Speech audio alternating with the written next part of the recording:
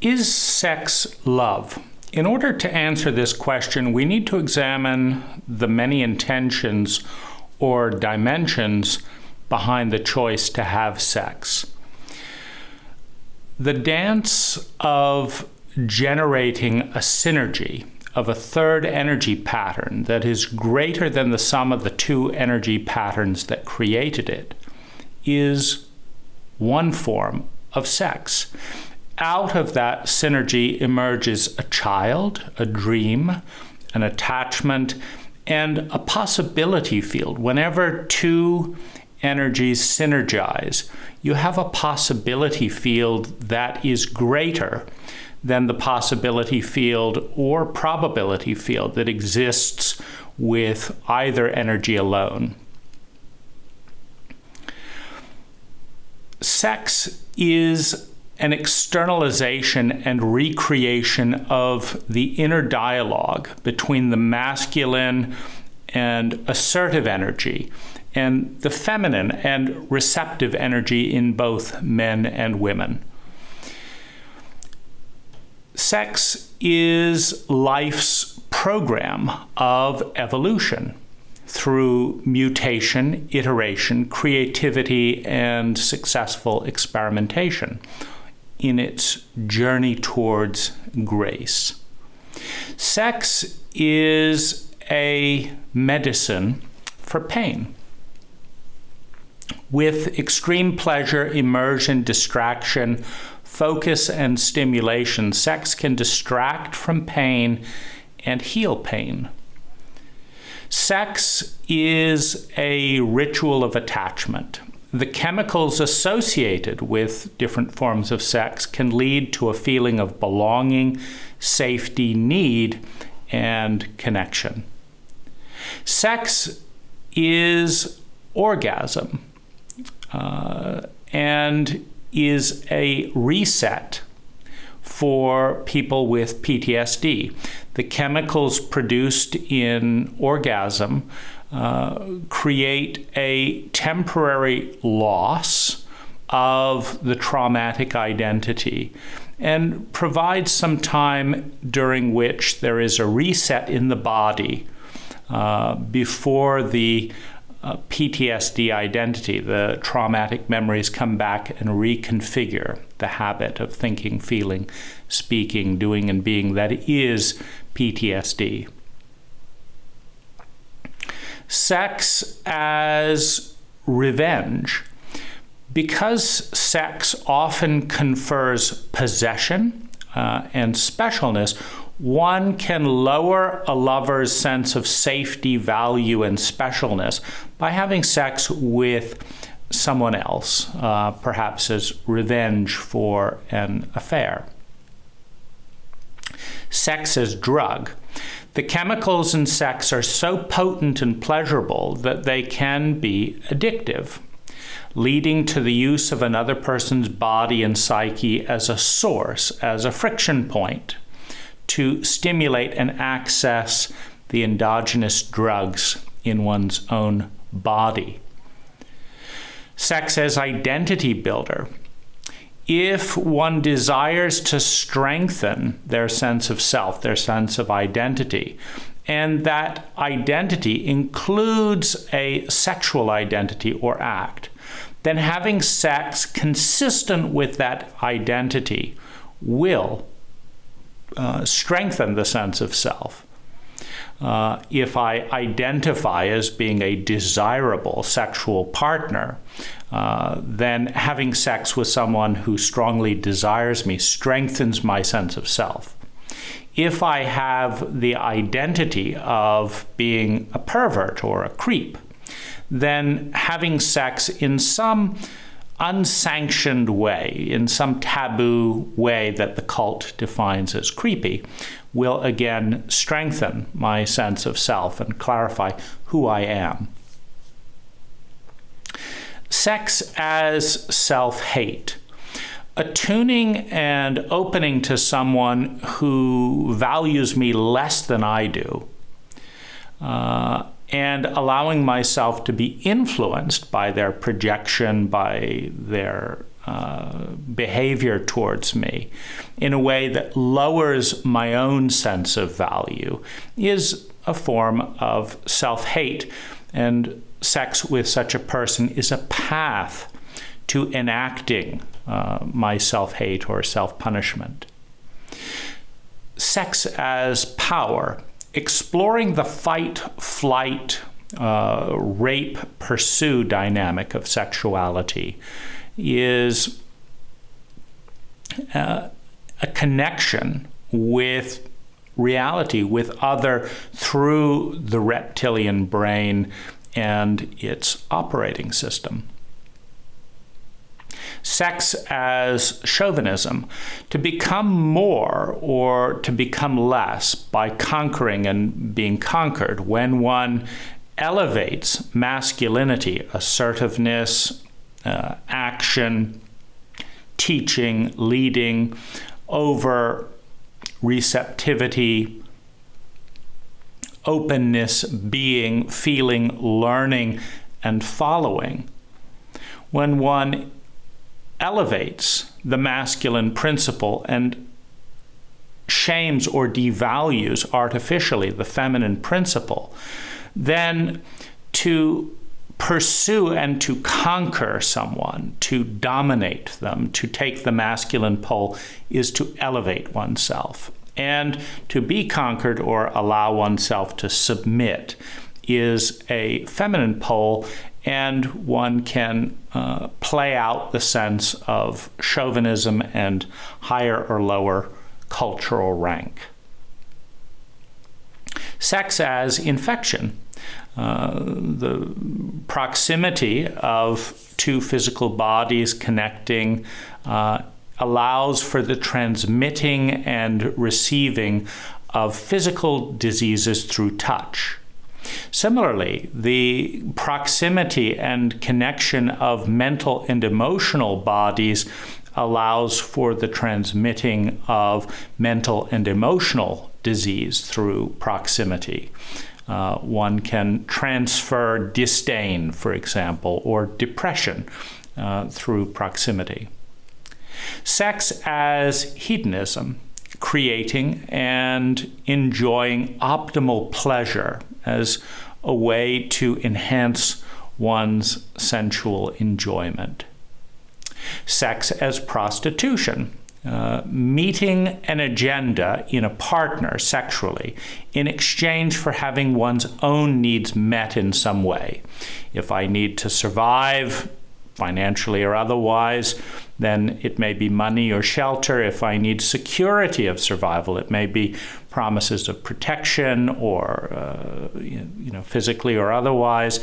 If my need is for love and belonging, I may be securing that through meeting the sexual needs of another person.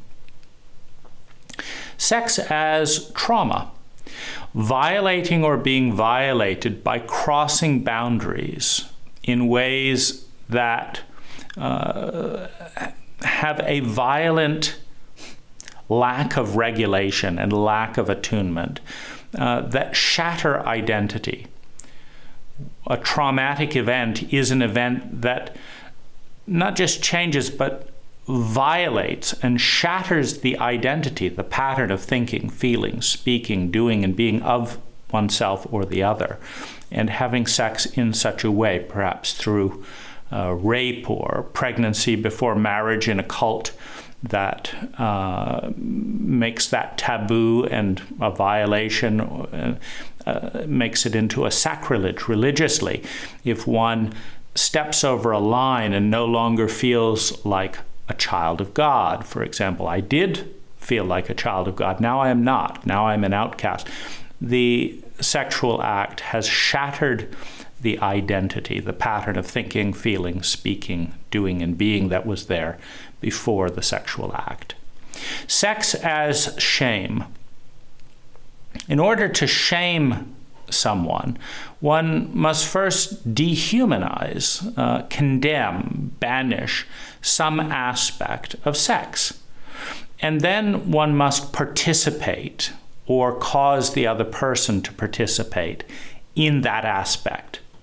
So if, for example, the cult shames being a slut, and being a slut is to have sex with 5 different partners on a week, then, and furthermore, the cult makes being a slut derogatory and subhuman in some way, then simply by orchestrating or organizing and seducing someone into the pattern that involves having sex with 5 different partners in a week, one can transfer the cult's sense of shame onto another person.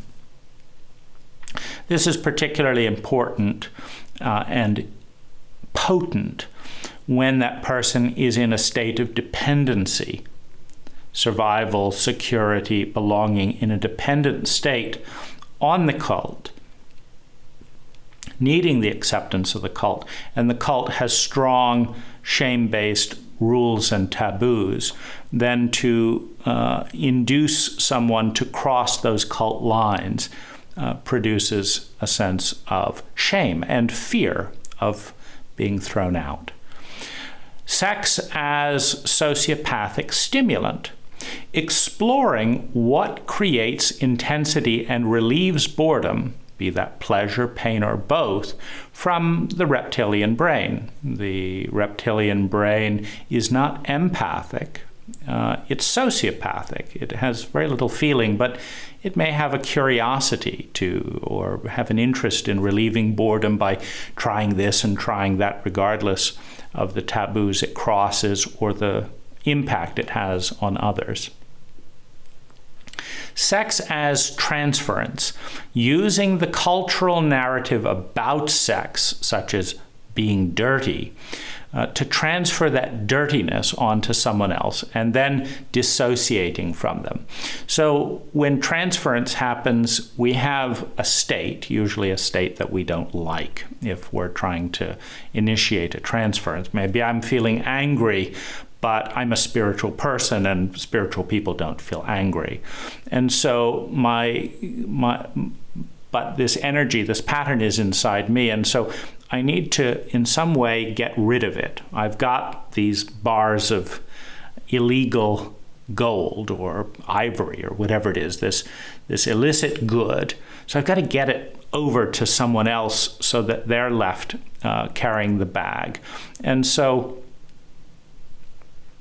if the cult has a narrative about, and it's very, very funny and interesting in our cult, for example, there's a different narrative around men having sex and women having sex. And it's funny because for the most part, a man cannot have sex without a woman having sex.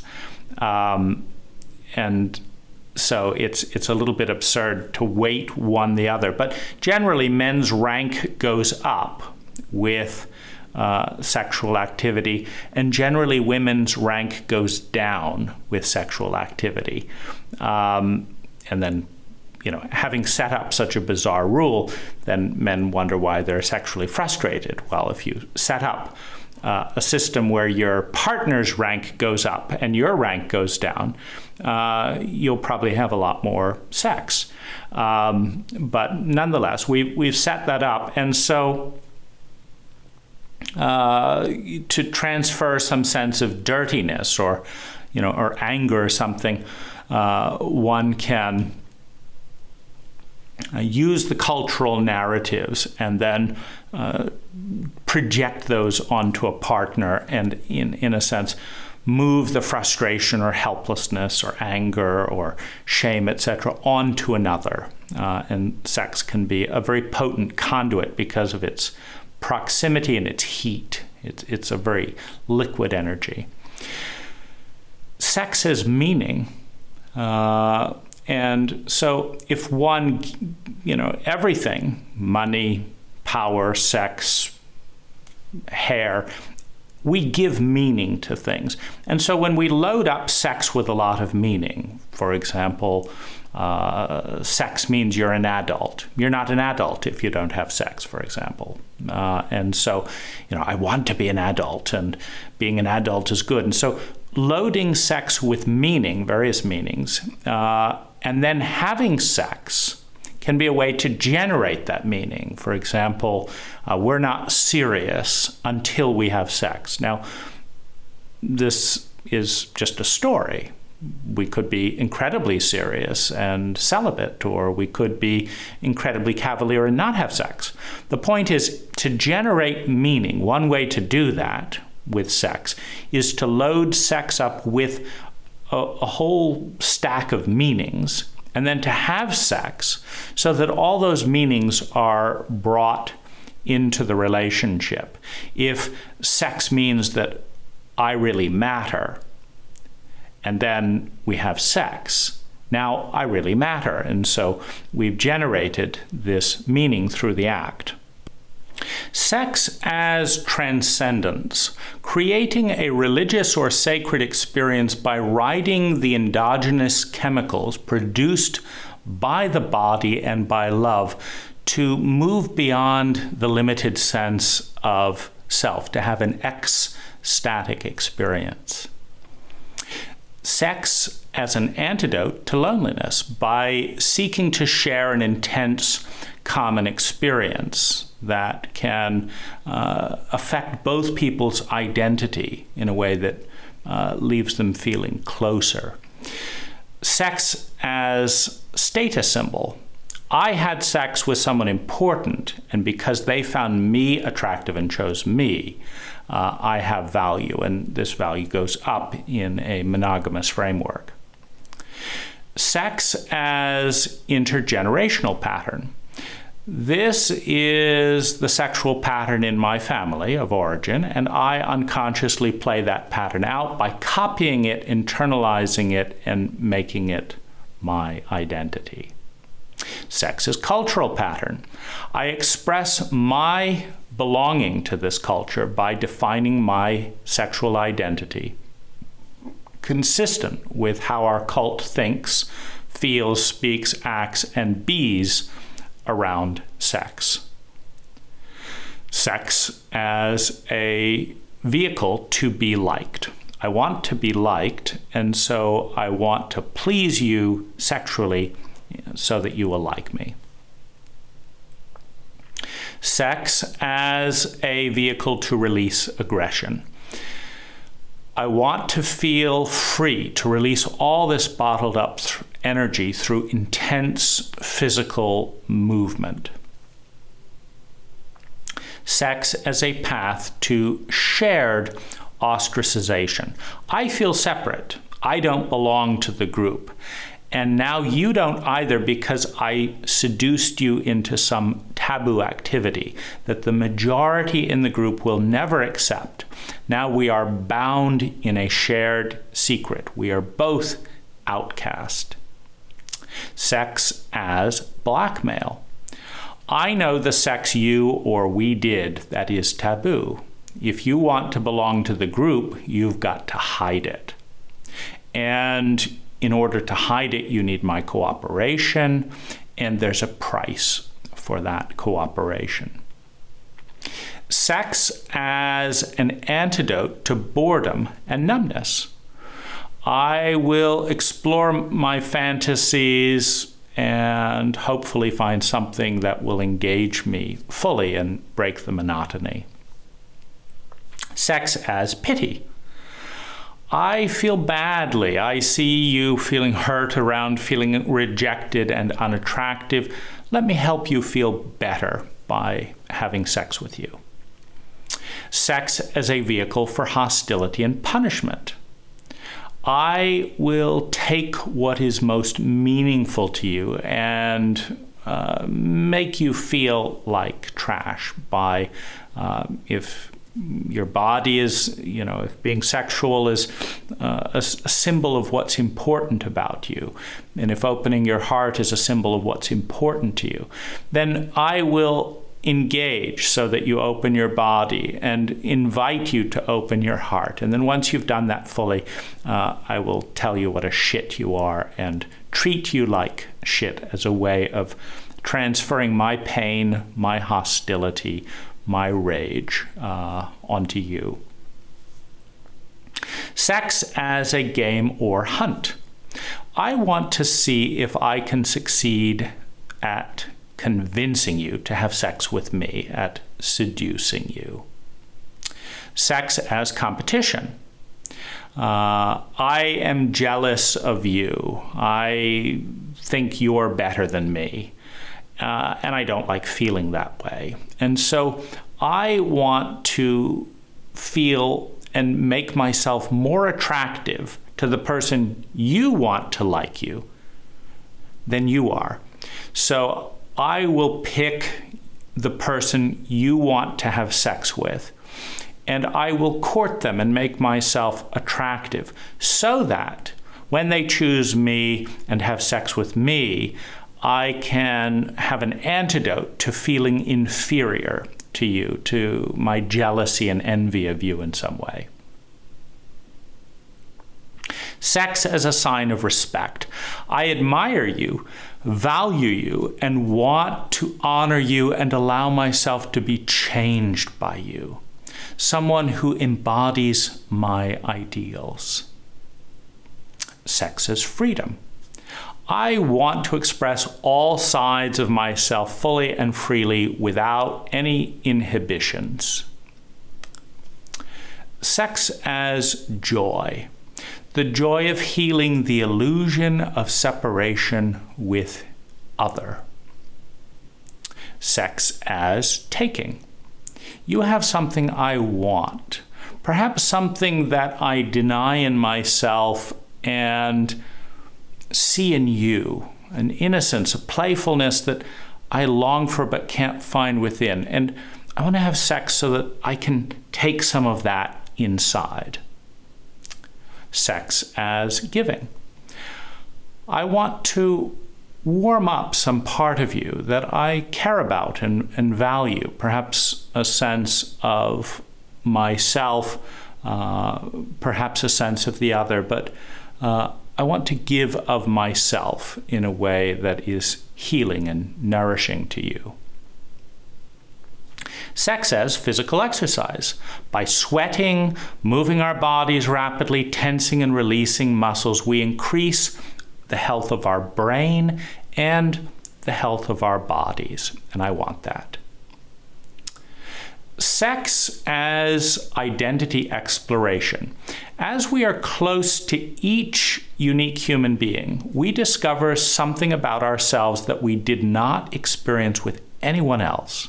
A new pattern of thinking, feeling, speaking, being, and doing. By having sex with a variety of people, we get to explore who we can be within the probability field of our psyche, and perhaps discover which identities, which me, I like the most. Sex as innocence. I don't know why I want to be near you and to have sex, but I do, and I trust the world, I trust you, I trust myself enough to say yes and see where that takes me. Sex as love. The love of the child that is the love of need. Every infant, every child needs the parent to meet their needs. An infant will die without survival, security, love and belonging, and outside validation being met by parental figures. And the child's love is the love of need. And the adolescent is the love of curiosity and lust. And I need you, I want you, is the love of the adolescent. The love of the adult, loving enough to care, caring enough to take time, taking enough time to see, seeing enough to understand, understanding enough to empathize, empathizing enough to attune, to make changes, to adapt. Adapting enough to succeed at helping another person survive, feel secure in that survival, experience love and belonging, develop their own ideals and live up to them, discover their unique talents and develop those talents, bring those talents abundantly into the world, creating value for self and other, and becoming a part of something bigger than themselves. The human needs that every human has and has had throughout history. I love enough as an adult to meet my own human needs and then be of service, to support and be focused on another. And sometimes the other's need, the other's child's need, the other adolescent need, the other adult's need is for pleasure, is for belonging, is for exploration of who they are, in which case sex becomes an act of love by an adult. Sex is a synergy of heart, mind, and body. And in that triad, heart and mind are 2/3 of the psyche. Sex is mostly psychological, and psyche has many parallel channels. Each inner age, if you think of the human being as the rings of a tree, that if you're 45 years old, like a tree, you have 45 rings. And the inner rings, the rings of the 1-year-old, the 2-year-old inside, provide much of the strength. They're somewhat more rigid than the outer, more vulnerable Cambion and growing year that you're in. But they're there. That pattern is inside. And that pattern is inside your partner as well. And so each inner age in a sexual relationship, in a romantic relationship, in ourself, interacts with each inner age in the other. Our 1- and 2-year-old may feel delighted with the other person's 20-year-old, but not like the other person's 12-year-old. The 7-year-old inside may feel very scared of the other person's 15-year-old, and the 15-year-old in the other may have a lot of contempt for parts of their own inner child and the inner child in the partner. The reptilian brain, the rational brain, the limbic brain, the empathic brain, and the transcendent brain are all present to one degree or another during any sexual act, because they're all there to one degree or another in each moment. And one can move between the incredibly reptilian sex of just procreation or survival or dominance and power dynamics, to the rational brain that says this is a bad idea, even though it feels very nice, to the limbic brain that follows the intuitive responses of the body, to the empathic brain that's about caring for self and other and becoming part of something bigger than ourselves, a spiritual experience, a tantric experience, by opening to the transcendent brain. The stories we tell ourselves about the meaning of sex and our motivations can be multi-layered and can change with perspective over time. Certain truths about sex may be expressed or suppressed in order to fit within cult boxes. While we are having sex to take revenge on an ex-lover who cheated on us and to prove our value by associating with someone of high cult status, life may be using our bodies to create a child who will take evolution to the next level. And in time, we may come to reframe that event as a significant one, leading to a child-parent relationship that we consider more valuable than anything in our life. a lot is going on that our conscious minds cannot keep track of. Because sex is all of these things and many more in each moment. But our limited mind, what we make sex about, it tends to be more simple, tends to be more narrow. We pick and choose as we move between the parts of our brain that we're conscious of, the agendas that we associate with. But in many cases, the other dimensions of sex, the other experiences of sex, are there beneath the surface to some degree or another.